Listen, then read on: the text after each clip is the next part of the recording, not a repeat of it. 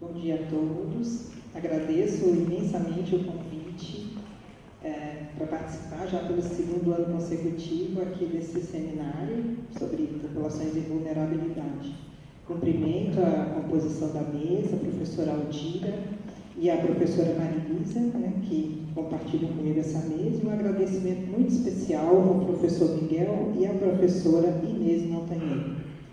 Eu vou conversar aqui com vocês a respeito de uma pesquisa que nós fizemos aqui na Fiocruz com um segmento vulnerável no Brasil, que são os pacientes que estão institucionalizados, ou seja, as pessoas presas, aqui no complexo da Papuda, pessoas que estão com diabetes mellitus e têm que conviver com a doença dentro do ambiente prisional. Então, vou começar. Bom, embora isso aí seja pequenininho, nós resolvemos trabalhar com essa população vulnerável exatamente porque nós percebemos, analisando o que produz o Congresso Nacional em termos de políticas públicas, em termos de leis protetivas, nós percebemos que algumas populações não recebem a devida atenção do nosso legislador. Por exemplo, os idosos, as pessoas portadoras de doenças raras, os movimentos sociais, pessoas portadoras privadas de liberdade, que é a população que nós vamos estudar, obesidade e indígenas, sendo que os indígenas, nessa 54ª e 55ª legislatura, isto é, a legislatura passada e nesses últimos 4 anos dessa legislatura, os indígenas foram os que menos receberam projetos de lei e leis, transformar em leis protetivas dessa população. Mas nós escolhemos, então, as pessoas privativas de liberdade. Bom, quando uma pessoa comete um crime, ela perde, e ela é julgada, no devido processo legal e é condenada, ela perde o direito à liberdade. Ela tem que ficar dentro de um ambiente apartado do convívio social. Ela perde direitos políticos também, e ela perde, se for funcionário público, ela perde o cargo. Mas o direito à saúde, que está na Constituição, mesmo essa pessoa que cometeu o crime e está cumprindo pena em presídios, ela não perde o direito à saúde. Em momento nenhum a lei diz que o direito à saúde é perdido na medida que essa pessoa cometeu o crime e foi condenada e está cumprindo pena.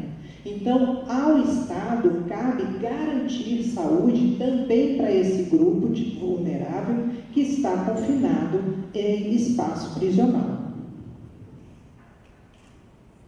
O Brasil, ele é signatário das Nações Unidas, então ele se submete a regras mínimas de tratamento de prisioneiros, que é a prevenção do crime e tratamento de delinquentes aprovado pelo Conselho Econômico e Social da ONU. Não é porque a pessoa cometeu um crime e foi condenada que ela tem que ter um tratamento desumano. Então, existe todo um regramento internacional. Sim, a pessoa tem que cumprir a sua pena, depois de um devido processo legal, onde essa pessoa vai apresentar sua defesa, etc. E uma vez condenado, ele cumpre a sua pena. Não existe no Brasil pena perpétua, pena de morte, serviços forçados. Nós não temos isso. O máximo de anos que uma pessoa pode ficar em presídio no Brasil é 30 anos, mesmo se condenado a uma quantidade muito maior de anos, o máximo que ela fica é 30 anos. Isso é a nossa lei que garante isso.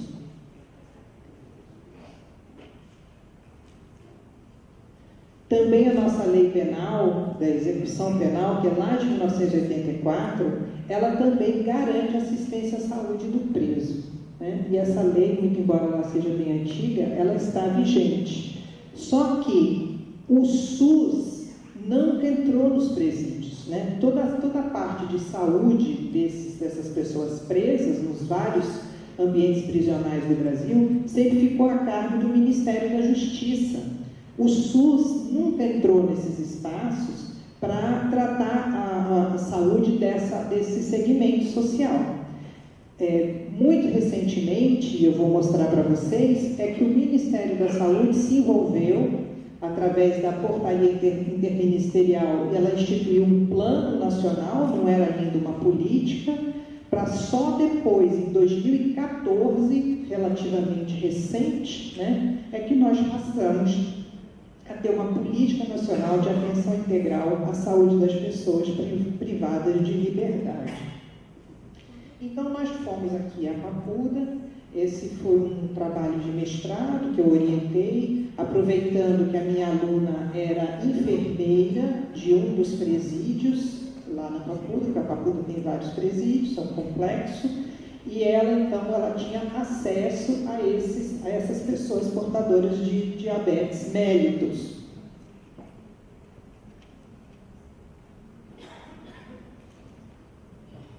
Então, aí, alguns dos princípios dessa política, né, que é de 2014. O respeito aos direitos humanos e justiça social, não é porque é preso, não é porque cometeu um crime, às vezes até um crime bárbaro, que a pessoa depois lá dentro no presídio vai ter um tratamento desumano e indigno. Muito embora a realidade, eu trouxe algumas fotos, vocês vão ver que é de fato indigno. Integralidade da atenção à saúde da população privada de liberdade, e atenção integral resolutiva, contínua e de qualidade, e ênfase em atividades preventivas, sem prejuízo dos serviços assistenciais.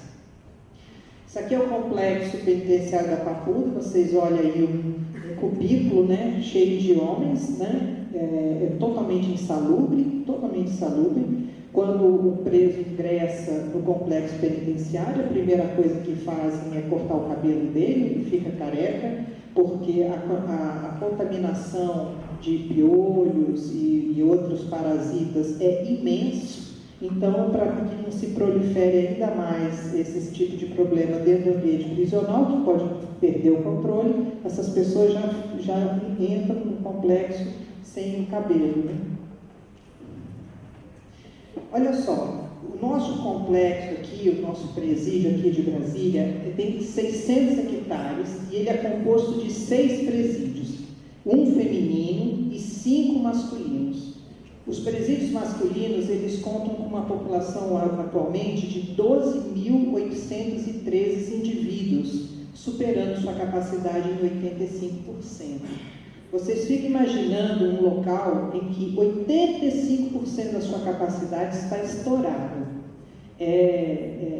De fato, isso não é um lugar onde colocar pessoas, né?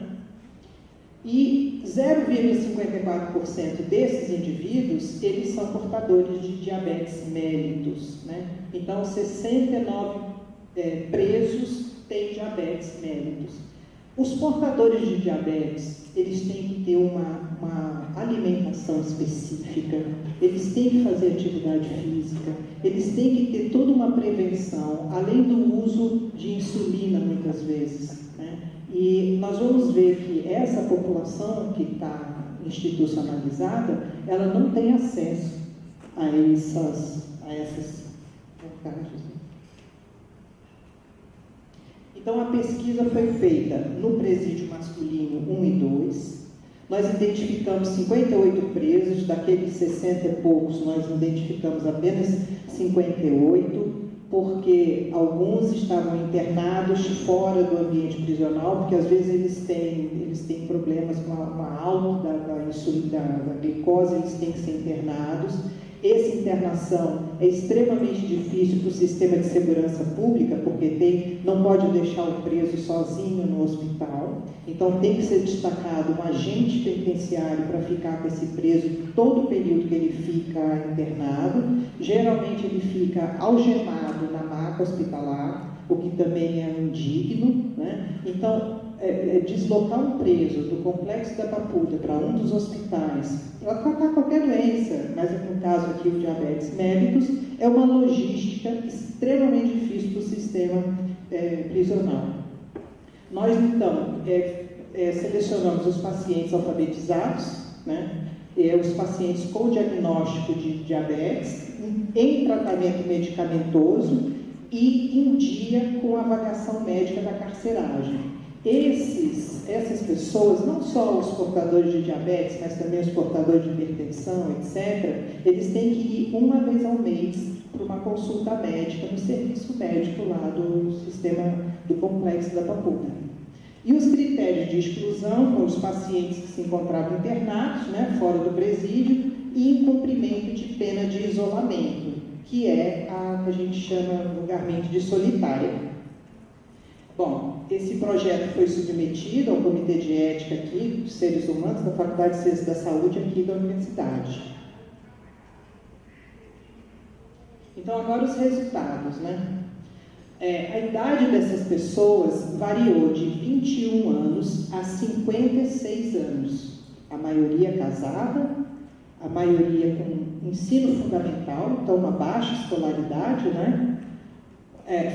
Fumantes, todos os usuários de drogas, o IMC de 25 a 29 quilos por metro quadrado, isso significa que está em sobrepeso, né? Alguns ainda já começando o estágio de obesidade 1, e a pessoa em sobrepeso e obesidade, para quem tem diabetes mellitus, isso não é possível, você tem que controlar o seu peso. E o número o tempo de diabetes, 5 a 7 anos, que descobriram que estão com essa doença, e o número de anos de pena, que variou entre 18 e 29 anos. Para vocês verem a quantidade de tempo que essas pessoas vão ter que conviver com uma doença como o diabetes, dentro de um ambiente desse, que não propicia em nada a lidar com essa doença. Então, os dados qualitativos, que nós fizemos perguntas para esses presos, né? Muitos deles têm muito medo para responder, embora a gente explicasse que fazia parte de uma pesquisa, etc., eles tinham muito medo lá dentro, o ambiente prisional é um ambiente de medo, qualquer coisa que você diga pode ser usado contra você. Então, eles tinham muito medo, mas conseguimos tirar algumas respostas. O que você sabe? Você sabe o que é diabetes mellitus? O que nós interpretamos é que quem é portador de diabetes dentro do sistema prisional, mesmo com o ensino fundamental que a maioria tem, todos eles sabem o que é o diabetes. Eles não sabem cientificamente, eles falam assim de forma tosca, mas eles sabem exatamente a doença de que vivem, né? Olha só ali um relato. O importante na cadeia é quando ela está alta e quando ela está baixa, porque a gente não sabe. Aí eu tenho glicose na célula, na verdade é a insulina, né? Começou a ser usada a insulina glargina aqui no complexo penitenciário, bem antes da glargina entrar para o rol de medicamentos da nossa lista aqui do DF, né? Bem antes, lá no complexo já se usava a glargina. Não entendo nada. Quando eu vim descobrir, já estava preso. A gente sempre pediu uma palestra aí para a gente ficar mais interagido sobre a doença, mas nunca conseguimos nada. A segunda pergunta foi: estar preso interfere sobre o controle da sua doença? E as respostas: eu tinha crises horríveis, ia parar no hospital, eu passava internado, vinha muito alta, e para baixar, aquela outra glicose não baixa. Essa que eu estou usando é muito melhor, ele está se referindo à insulina glargina. Eles falam a glicose, mas não é, na verdade é a insulina, né? Não, senhora, eu não tenho condições de não receber visita de parentes, não recebo nada, só recebo alimentação da casa, que é a pior alimentação possível.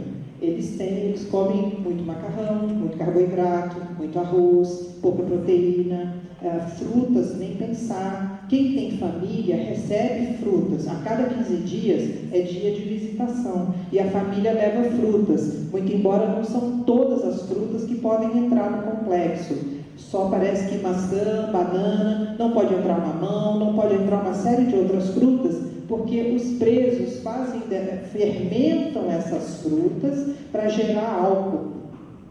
e aí eles bebem, né, esse álcool. Também não pode entrar perfume, não pode entrar desodorante, porque também perfume e desodorante contém álcool na sua formulação e eles bebem essas coisas, né, porque lá dentro eles não têm acesso ao álcool, a maioria é alcoólatra e tal, então é proibido entrar determinadas frutas, né. Aí, falta prática de exercício, falta atividade, só comendo e dormindo, dá o nome de preso porquinho, come e dorme, é sedentarismo mesmo. O banho de sol é muito reduzido. O banho de sol, gente, soltam-se centenas de homens num espaço pequeno, alguns ficam andando em círculo, não dá para fazer uma atividade física, né, que é extremamente recomendável para quem tem o diabetes, né?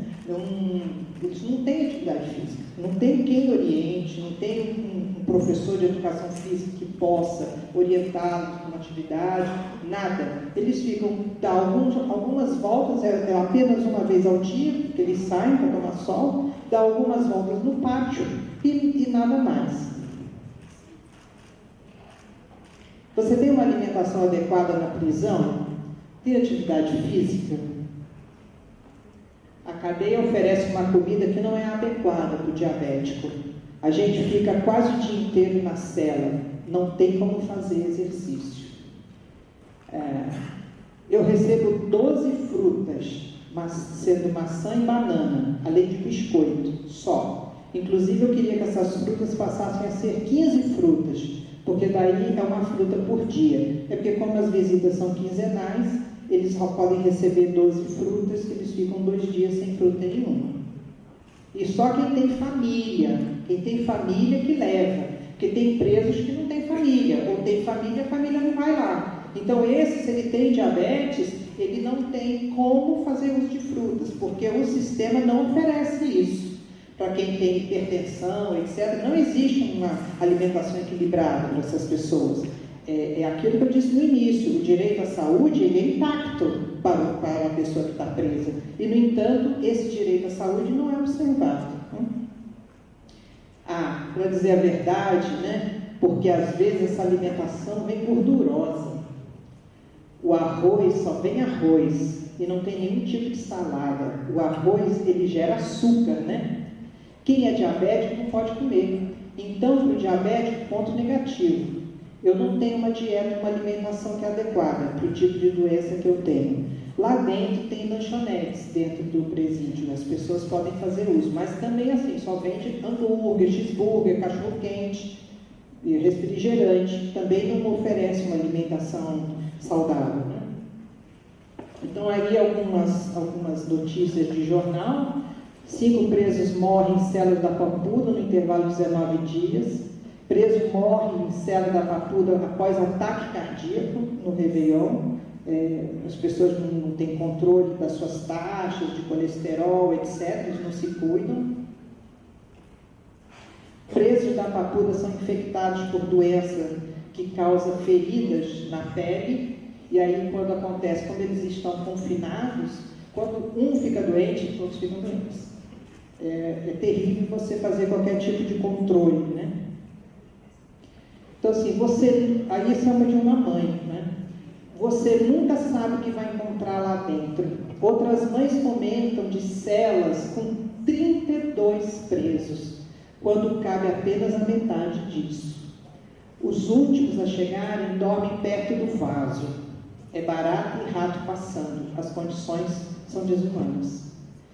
E, de fato, apesar da gente ter nossa política nacional, etc., ainda é um grupo altamente vulnerável. A sociedade não olha para essas pessoas, porque são pessoas que cometeram crime, então a sociedade não olha para essas pessoas, e elas estão numa situação terrível, né? Doença de pele atinge 700 presos em presídio do DF, e aí algumas fotos, né? Aquela primeira foto ali, a parede toda descascada, cheia de mofo, a comida que eles recebem ali é um lugar para dormir, vocês veem que é uma imundície. E a população carcerária, em vista de sua alta vulnerabilidade, tem seus direitos de paciência e de cidadania violados, apesar do arcabouço legal que lhes garante a integral garantia dos direitos sociais, especialmente o direito à saúde. Então, essa pesquisa, como eu falei, foi realizada por essa menina, a Maria da Cruz, que eu tive a honra de orientar no mestrado, e eu fico aqui depois à disposição para as perguntas. Obrigada.